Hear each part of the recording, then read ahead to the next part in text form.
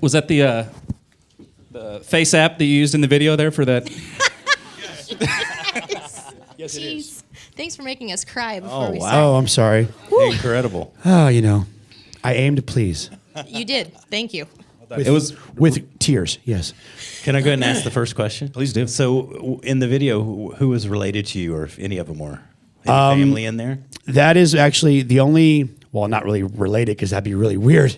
That is my actual wife. I had to pull quite a few teeth for her to even consider to be on camera. She likes to be behind the camera.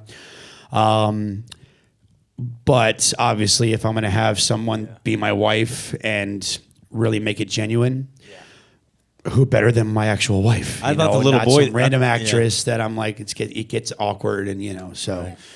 I thought the little boy looked like you a little bit. That's why. Well, I mean, when my partner and I, because my longtime friend Renee Elizondo and I actually directed that video together. It was the second video that I've directed. Oh, sorry. My third video that I've directed now. I did my very first single, Night Visions. I also directed the Backstreet Boys' Chances video. And then Boy and a Man. So casting was really interesting. Trying to find some younger versions of me. The teenage version of me, he showed up clean shaven. I'm like, wow, when I was a teenager, I had this really thin, awkward goatee. So makeup had to find a beard, trim it down, and stick it on his face. Yeah. Well, best we could do. Yeah. You're no offense, but your wife looks better than you old than that. Yes, yeah, that is 100% true. 100% true. Although I do appreciate the nose ring when you're old. Yes. Well, Yes. yeah. And also a little FF fun fact, if you will. I can't drive a stick at all. And Thank you. I can't either. No, it's like ka-chuk, ka-chuk, ka-chuk. way to start a country show with that fact. Yes, yeah.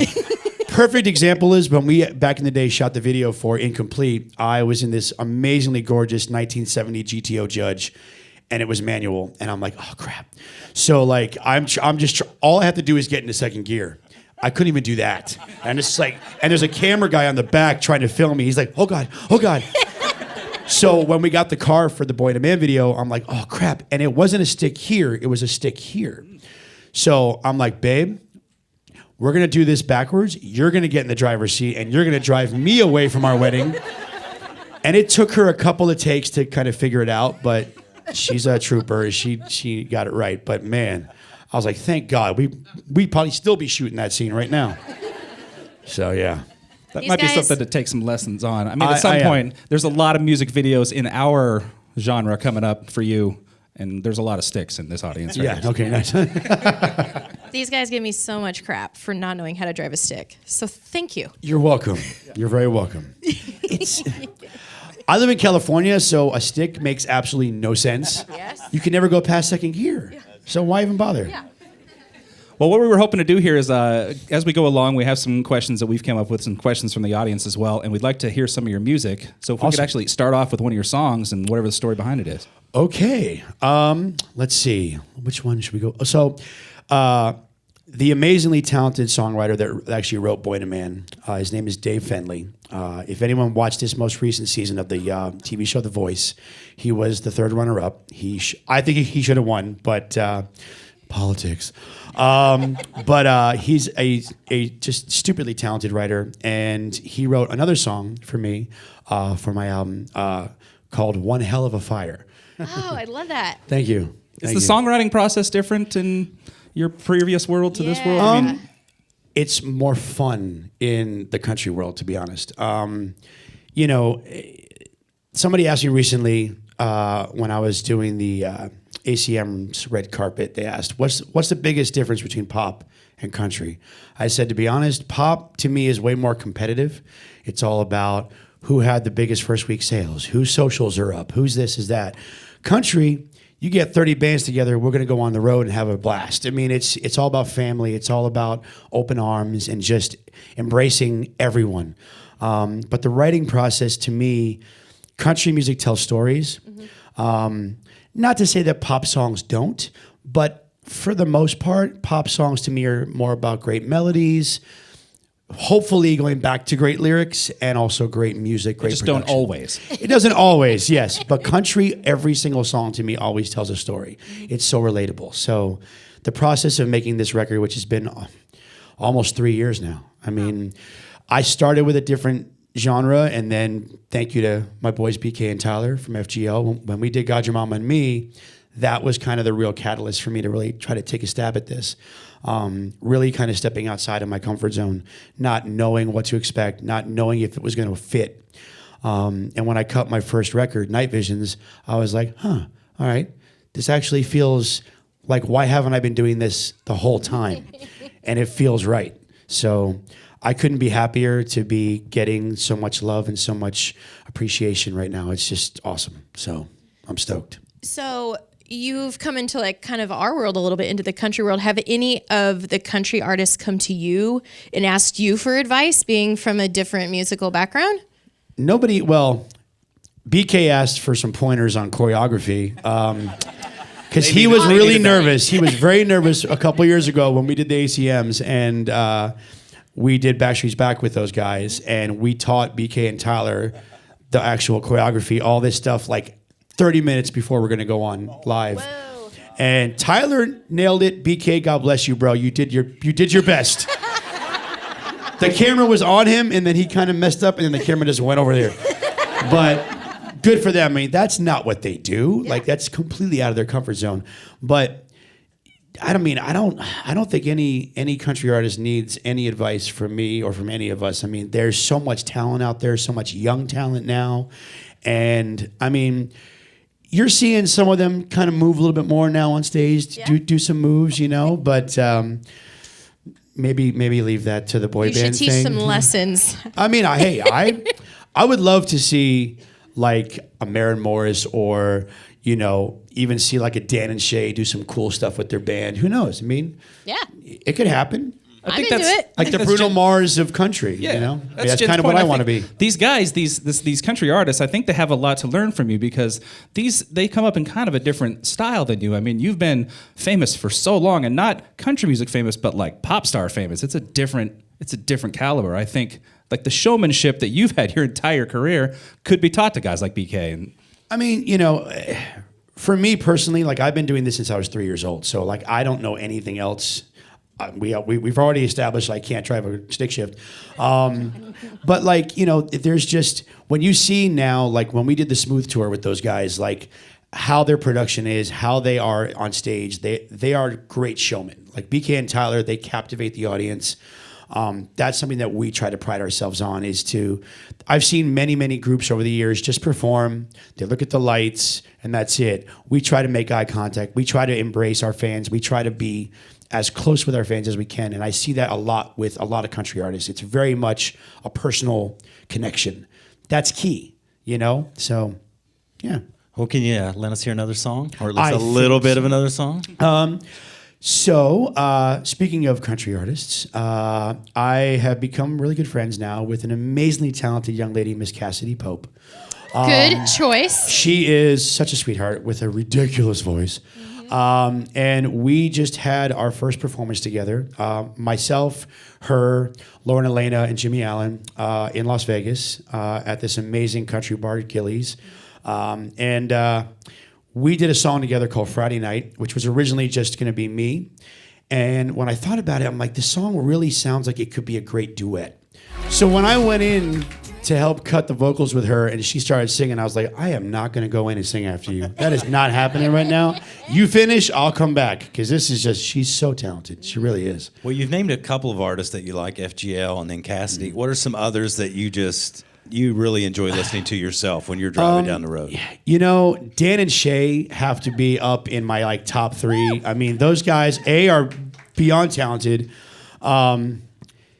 I'm a little bit jealous that Speechless wasn't a Backstreet Boys song. I'm just saying. Just gonna say that right now in public. Remix. Even Tequila. I mean, their influences are clearly a lot of pop R&B, but you know, I mean, man, there's Thomas Rhett, one of the nicest cats in the world.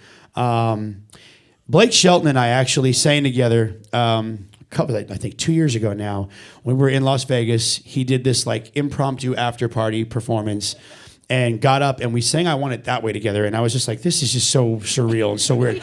But what was really nerve-wracking is his beautiful and my old crush, which I've had to move on now from Miss Gwen Stefani.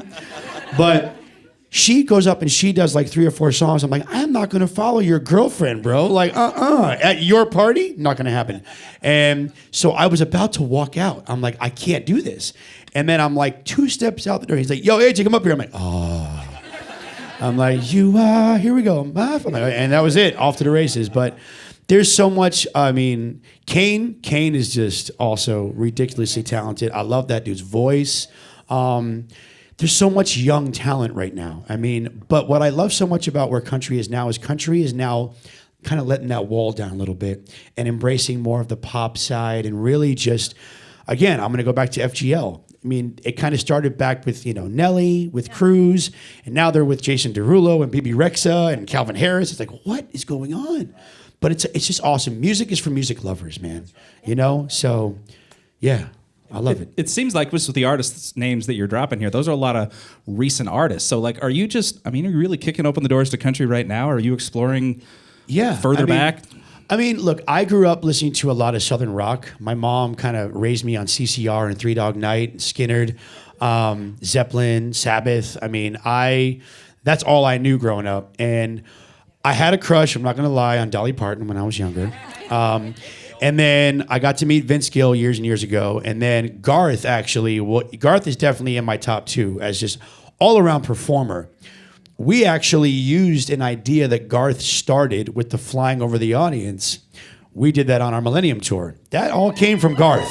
Garth did it first, then Bon Jovi did it, and then Backstreet Boys did it. So that's 2 great acts to follow. So, yeah. Well done. Yeah. Well, we do want to get to some questions from the audience. Yeah. But if you don't mind, let's hear just a little bit more of one song real quick. Yeah.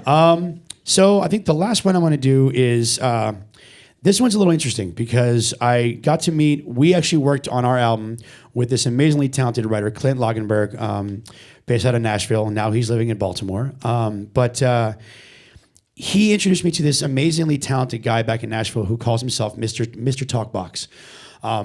So I'm not sure if anyone knows what a talkbox is, but it's a way that you can change your voice to sound, let's say, like Daft Punk or Zapp and Roger back in the day. So I grew up with that era, so I love that kind of sound. So I wanted to try to incorporate that into a country song because you've never heard that in country. No. So we have that in this next song. This song to me is this is about my wife because she truly is rare, and that is what the song is called, no pun intended. So, definitely has a little bit of bass going on. Just a little bit of bass, Feel that in my butt up here. Yeah, like, Oh, man. Can we play that again? breakfast just That moved. again? Yes. Faster this time? I mean, obviously, I grew up with a lot of R&B influence, a lot of pop influence, but knowing kind of where the world of country is, and also where I kind of want to be, it's. I don't ever want to forget where I came from. So I never want to let go of my R&B influence, the pop influence, and I don't know. There's just something really special about that song. Besides the fact that it's about my wife, I think there's just something really special about it. It's the right time to dabble in country music because it's pretty accepting right now. Yeah. Little Nas X, hello. All right, so we'd like to take some questions from the audience. In fact, Danny, do you want to grab the mic here? And let's. Where's Thomas from Tigard at? Thomas from Tigard. We'll start with your question. Thomas is right here. Where? Okay, Thomas, Tom. So my biggest question is, with the solo album eventually on the way, are we going to get a tour? Please come back to Portland. And it's been 18 years since Black and Blue, so it's been a minute. So welcome back to Portland, Oregon. Yes, thank you. Yeah. Thank you. Yes, and yes. Basically, I think I have about roughly 4 more songs to finish. I'm heading back to Nashville pretty much a week after we actually wrap up this North American leg. And then lots of mixing and mastering all through October. And I'm hoping, fingers crossed, I don't know the exact date, but I'm hoping for some time in November to have the album released. And then if all goes planned, I'd like to set up some kind of a tour for top of the year before we go back out again in February. So yes, I definitely will come back to Portland. Absolutely. 100%. Can you all commit to buying those tickets right now, right? Yeah. Boom. Yeah. Ticket bundle. What? Kirsten from Portland. Where's Kirsten from Portland at? Kirsten. She's back. All the way in the back. Hi, Kirsten. Danny's got a hall back I there. can't see you, but I can see your hands outlined. It's like a mime show. It's great. Hi. Hi. So my question is, where do you envision yourself in 10 years? Wow. Definitely. You still saw the doing- video. He's going to look like Yeah, that. I'm gonna look like that. Great beard. Got it. 10 years? I hope not. Jesus. So now, like on the Face app, there's old guy and then there's cool old guy. Hopefully, I'll be the cool old guy. Silverback. In 10 years, I can tell you for sure I'm still going to be doing something on stage. That's not going to change until God takes away my legs or my limbs, God forbid, and I can't perform. I will be on stage for the rest of my life, or behind a camera somehow. Definitely think the group's still going to be going. I hope so. And hopefully, in 10 years, let's see. No, Ava's only going to be 16, so she ain't getting married yet. That's not going to happen. No. Oh my God, she'll be in high school. Oh God. Boys. No, just definitely still doing music, still doing entertainment, and hopefully doing my part to change the world in any which way that I can. So yeah, That sounds awesome. positivity, man, positivity. Robin from Portland. Where's Robin at? Hi. My favorite tattoo on me. Wow. Years ago, it used to be my Betty Boop tattoo, which has the name Ursula, which was my grandmother. She was everything to me. She drove me to every single one of my auditions, drove me to every single one of my plays that I did when I was a kid. Both my mom and my grandfather worked, came from a single parent home. But I'd say probably it's a toss-up between my Ravens and the tattoo I painfully got from my oldest daughter, Ava. It's actually her finger holding my finger when she was 4 months old. It's in a locket because she has my heart. Now I got to make it even for lyric on this side, so it's got to be equally as good, whatever I get. And then the crows, to me, my mom and I had a really interesting relationship growing up. She's into all kinds of weird, wacky stuff, just like me. And the rumor is that basically crows were not crows. They were actually doves that flew too close to the sun. And they actually ward off negative energy. So I like to keep all the bad stuff out. So what better place than as close to my heart as possible? So those are my top three, I'd say. Yeah. Savannah from Gresham. Where's Savannah from Gresham? Right next door. Perfect. Hello. Which one of your artists that you like that you haven't got to work with yet? Wow. For the stream, just so everybody hears it. The question is, who is the artist that you haven't worked with yet that you'd like to work with? My godfather, Mr. Steven Tyler. I have not worked with him. I'd love to do something with Aerosmith or just with Steven. He's your godfather? We have a weird relationship. Okay. It's very. Sensing a little. We have a very, very interesting relationship. I would love to do something with Bruno. I think that'd be fun. Ed Sheeran would be something fun as well. Adele would be great. And probably my number one pick, I think, just because we've always had a lot in common. I feel like she's the female, me, I'm the male. Her would be Pink. Back when I used to dye my hair, which I don't do that. I don't do that anymore. And she doesn't either. So yeah, we're all grown up with kids now. We're all. Finding schedule is going to be the problem to work together. Yeah, I mean, that was actually I can count on one hand how many live concerts I physically have gone to. It's weird that I do what I do, and I'm not a big concert goer.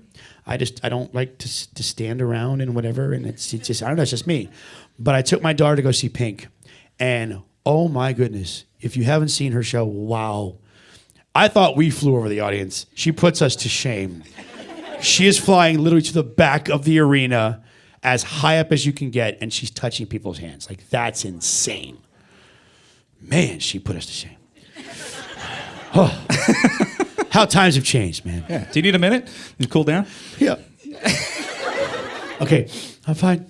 All right, let's do one more here. Kat from Hillsborough. We'll end with this one because this is a Kat. Great circular question here. Hello, my dear. How are you? I'm great. How about you? I'm great, thank you. Good. So I was actually asking about the music video that you did, the boys one.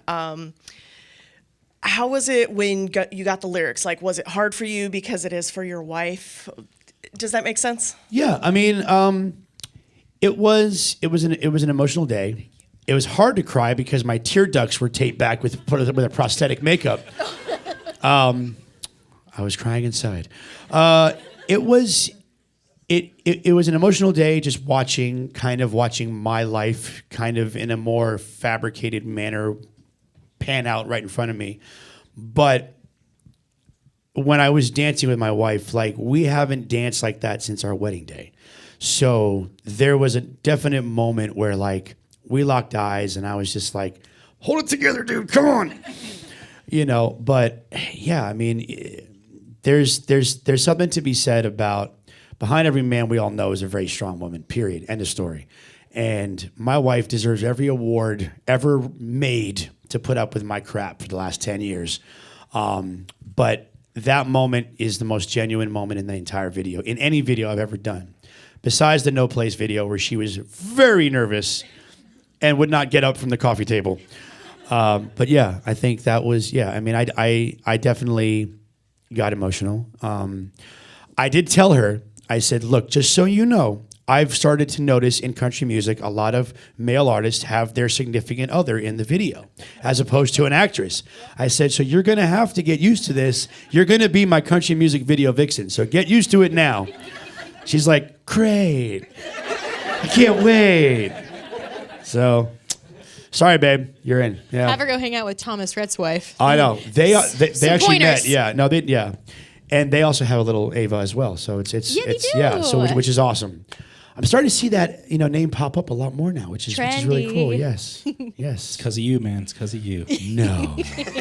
Yes.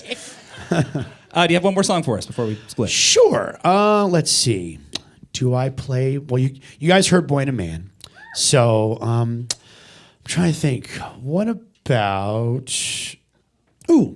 So there's a song that was written by actually the same writers that actually wrote Night Visions. We actually co-wrote it together. A song called Retro Love, which is really kind of an interesting song lyrically, talking about like John Travolta and stuff. It's interesting, but I do love this record. So check out Retro Love.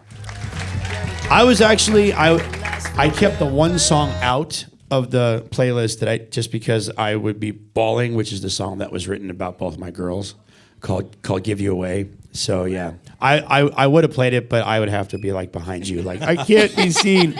We need tissues passed out. Yeah, to that one. I everybody. mean, that's going to be one of those songs that my kids will have to either be on the bus for that moment, or backstage, or I have to sing it blindfolded, one or the other. So yeah, it's. As a father, and especially if any father hears the song that happens to have girls, you're done. You're done. Yeah, you're done. Trust me. You would have both been. I'll send it to you. And you let me know I will. if there's a box of tissues right there ready to go. Because Yours hasn't got the junior high yet, right? No. My oldest starts first grade on August 20th, and my youngest is 2. With full vocabulary, wrecking my heart this morning on FaceTime before I came here, saying, Daddy, are you going to come back? I'm like, she goes, Daddy, Mommy, can we go pick up Daddy? I'm like, no, baby, no. Daddy will be home in 3 days. Daddy, please come back. I'm like, oh, man. Oh, heart. That's not because once they're teenagers, they take. They're like, Daddy, go away. Yeah. Daddy, go. Give me your money and then go. Don't talk to me. But before we get off here, Dad, could you send me money? That's Exactly, That's yes. how that's going to take place. Yes. Let me warn you now. Oh, I know, huh? Yeah. I've seen it. Well, we're going to let you take a little break, and then we'll do a meet and greet. But we just want to welcome you into the country music Man, community. thank you so Yes. much. Yeah. And also, thank you guys so much for all the support. Thanks for playing the record. I really appreciate it. Thank you Absolutely. for having faith in me. It does mean a lot. Thank you. Yeah. One more time, guys. AJ McLean, Yeah. please. Thank you.